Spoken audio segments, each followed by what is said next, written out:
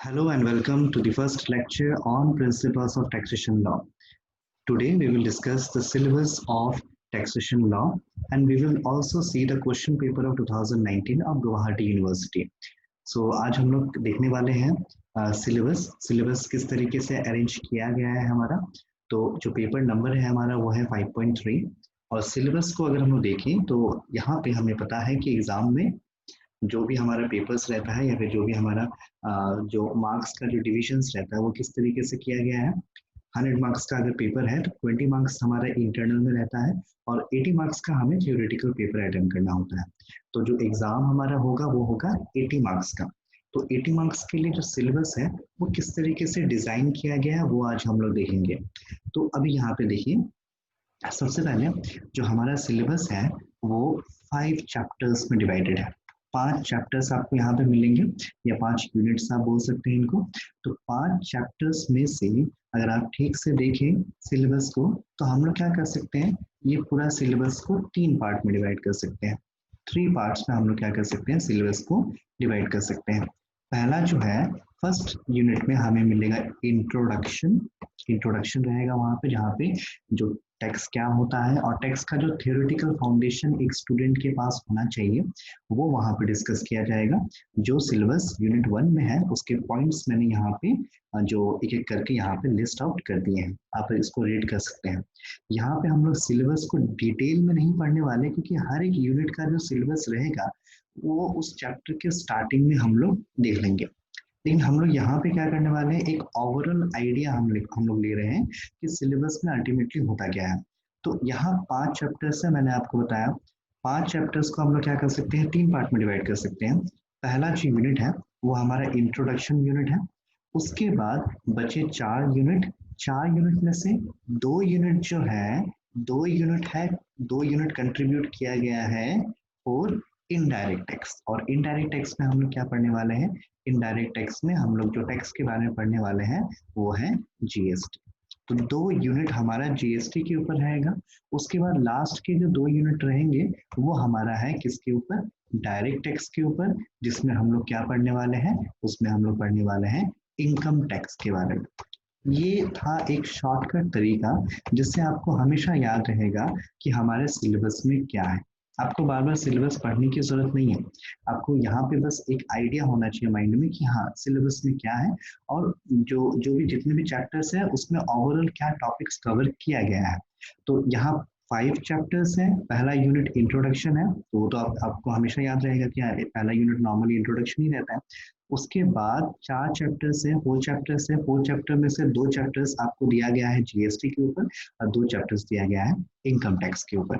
उसके बाद जो डिटेल सिलेबस है वो हम लोग यहाँ डिस्कस नहीं करने वाले हैं, वो हम लोग डिस्कस करेंगे हर बार जब भी कोई नया चैप्टर स्टार्ट होगा तो स्टार्टिंग में हम लोग सिलेबस को चैप्टर वाइज या यूनिट वाइज डिस्कस करेंगे। तो ये हो गया हमारा सिलेबस के बारे में।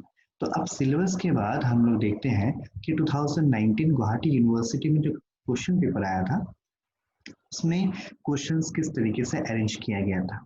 80 मार्क्स का हमारा पेपर रहता है, तो 80 मार्क्स का जो पेपर रहता है उसमें क्वेश्चंस किस तरीके से आया था वो मैं आपको यहाँ पे दिखाने वाला हूँ।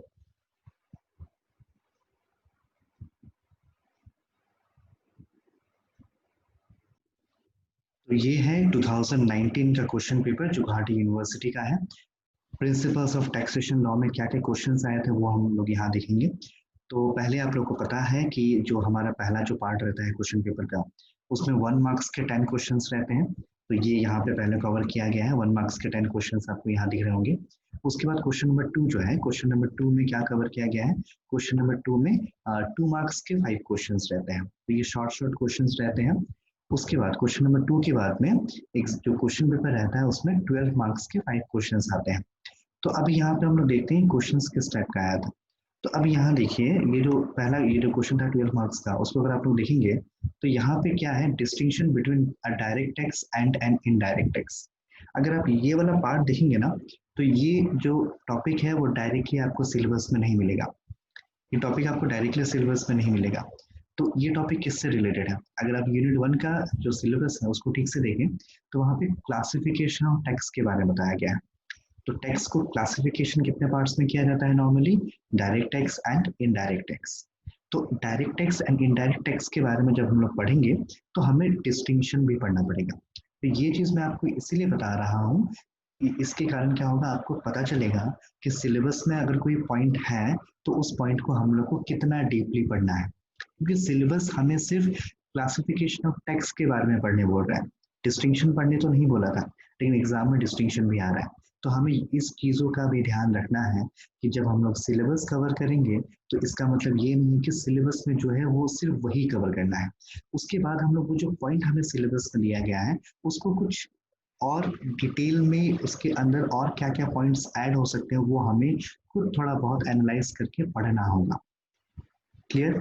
तो इस तरीके से हमें पता चलेगा कि कोई भी टॉपिक को जो सिलेबस में मेंशन किया गया है उसको कितना डीपली हमें पढ़ना है। उसके बाद अगर हम देखेंगे ये जो क्वेश्चन नंबर 5 आपको दिख रहा होगा, इसमें जीएसटी का रजिस्ट्रेशन प्रोसेस पूछा जा रहा है।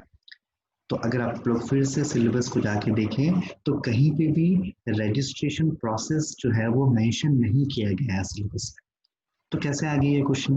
तो आपको फिर से देखना होगा कि हमें जो जीएसटी का सिलेबस दिया गया है उसको किस हद तक हमें जो कितना डीपली हमें उस सिलेबस को कवर करना है, ताकि अगर एग्जाम में इस टाइप के क्वेश्चन आते हैं तो हम उसे अटेम्प्ट कर सकें।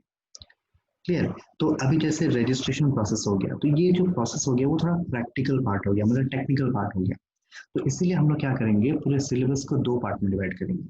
एक पार्ट में नॉर्मली थ्योरेटिकल पार्ट जो है वो समझाया जाएगा आपको, और कुछ पार्ट्स में आपको प्रैक्टिकल जो पार्ट था, जैसे जीएसटी में रजिस्ट्रेशन कैसे किया जाता है, रिटर्न फाइलिंग कैसे किया जाता है, और भी अगर जीएसटी कैंसिल करना है तो क्या क्या प्रोसेस है उसका, तो उन प्रोसेस को भी आपको थोड़ा बहुत समझना होगा, क्योंकि चांसेस है क्वेश्चन वहां से भी आ सकते हैं। उसके बाद देखिए, तो उसके बाद यहाँ पे अगर आप एक ये पॉइंट देखें, आईटीसी एंड जीएसटी, ये वाला पॉइंट भी आपको डायरेक्टली सिलेबस में नहीं मिलेगा। लेकिन हाँ, ये अगर आईटीसी की अगर हम बात करें तो जीएसटी का बहुत ही इंपॉर्टेंट कंसेप्ट होता है आईटीसी। तो वो जो कंसेप्ट ऑफ जीएसटी वाला जो पार्ट है सिलेबस में, उसके अंदर कहीं ना कहीं बहुत कुछ कवर हो जाता है।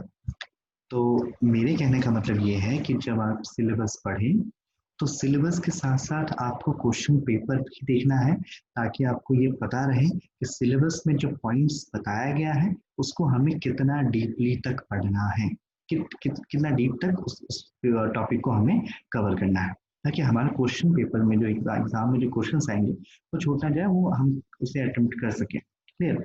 उसके बाद देखिए लास्ट में भी इसी तरीके से है। हाँ, ये बात है कि हर क्वेश्चन में आपको एक ऑप्शन तो मिलेगा कि जो भी क्वेश्चन रहेंगे उसमें 2 क्वेश्चन रहेंगे, आपको दोनों में से कोई एक अटेम्प्ट करना पड़ेगा। तो स्कोप है कि आपके पास मौका रहेगा कि आप मैक्सिमम जो है क्वेश्चंस अटेम्प्ट कर सकें, आपको जो टॉपिक है वो मैक्सिमम आपका कवर हो जाएगा। तो इस तरीके से आपको स्क्रीन पे दिख रहा होगा क्वेश्चन पेपर। अगर आपको ये क्वेश्चन पेपर मैं पक्का सप्लाई भी, और जो सेंड है वो आपके जो जो भी आप मुझे आप अपने बारे में डिटेल देंगे उससे, उसके या फिर व्हाट्सएप नंबर या मेल अगर कुछ भी देंगे तो उसमें पक्का मैं ये जो क्वेश्चन पेपर है और सिलेबस वो तो मैं आपको सेंड करने ही वाला हूँ, तो उसमें आप ये डिटेल में देख लेना। तो ये क्वेश्चन पेपर डिस्कस करने का मेरा मेन मोटिव यही था कि आपको पता चले कि ऐसा नहीं है कि जो सिलेबस में है वही टॉपिक हमें कवर करना है। सिलेबस में जो टॉपिक है उसको कितना डीपली तक कवर करना है वो आइडिया हमें कहाँ से मिलेगा, क्वेश्चन पेपर को एनालाइज करोगे तो वो आइडिया हमें मिल जाएगा। तो आज इंट्रोडक्शन वाला पार्ट में यहीं तक रहने देते हैं हम लोग। अभी आज हम लोगों ने सिलेबस को देखा, और सिलेबस में मैंने ये बताया कि आप लोग बस याद रखो कि सिलेबस में 3 चीज़ है, एक है इंट्रोडक्शन, दूसरा है जीएसटी, और तीसरा है इनकम टैक्स। यही 3 टॉपिक को चैप्टर वाइज या यूनिट वाइज यहाँ पे डिवाइड किया गया है। आपको बस 3 टॉपिक के बारे में पढ़ना है, इंट्रोडक्शन पढ़ना है, टैक्स का इंट्रोडक्शन, उसके बाद जीएसटी, उसके बाद इनकम टैक्स। क्लियर? उसके बाद जो हमारा नेक्स्ट लेक्चर होगा वो हम लोग स्टार्ट करेंगे यूनिट 1 के सिलेबस वाइज। पहले हम लोग जो सिलेबस वाइज जो टॉपिक रहेगा उसको कवर करेंगे, उसके बाद हम लोग देखेंगे कि उस चैप्टर से रिलेटेड अभी तक एग्जाम में जो भी क्वेश्चंस आ चुके हैं उसको फिर हम लोग सॉल्व करेंगे। तो मेरा ये रिक्वेस्ट है कि आप लोग ज़्यादा से ज़्यादा इस वीडियो को शेयर करें, ताकि वो लोग जो ये जो टैक्सेशन का जो पेपर है जिनको ये प्रॉब्लम होता है इन पेपर्स में, उनका ये प्रॉब्लम सॉल्व हो सके और ज़्यादा से ज़्यादा स्टूडेंट्स को ये बेनिफिट मिल सके। Thank you.